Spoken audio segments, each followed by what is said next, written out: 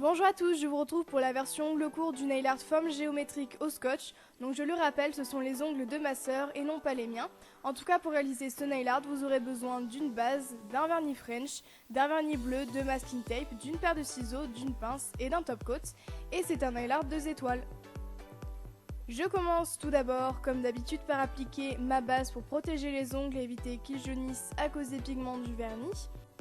Elle va également permettre de prolonger la tenue du vernis, de faire en sorte qu'il accroche mieux sur l'ongle.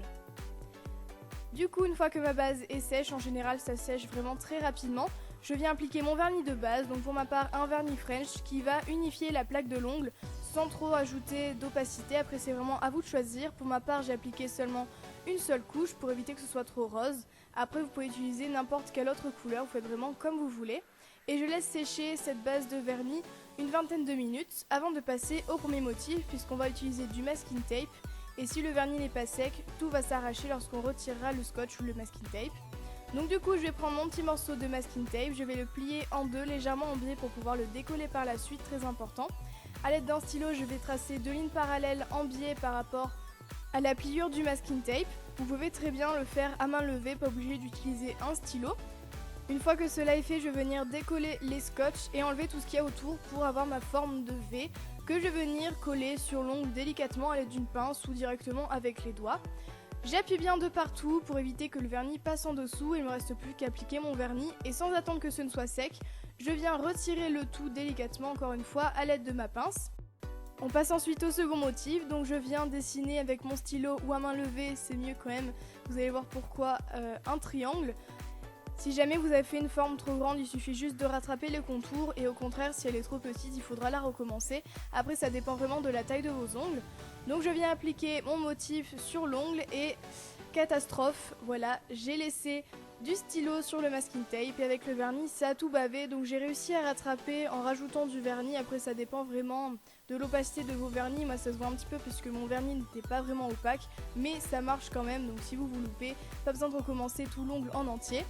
Donc ensuite pour le troisième motif, j'ai juste dessiné une pointe que j'ai découpée par la suite, que je viens placer sur le côté de l'ongle, j'applique le vernis et je retire ensuite juste après.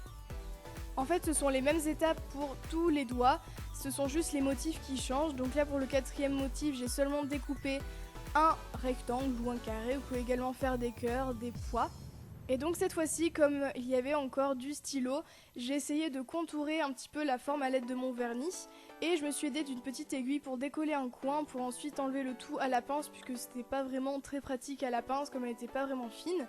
Et donc pour le dernier motif, j'ai fait exactement la même chose que pour le pouce, cette fois-ci j'ai juste mis la pointe vers le haut.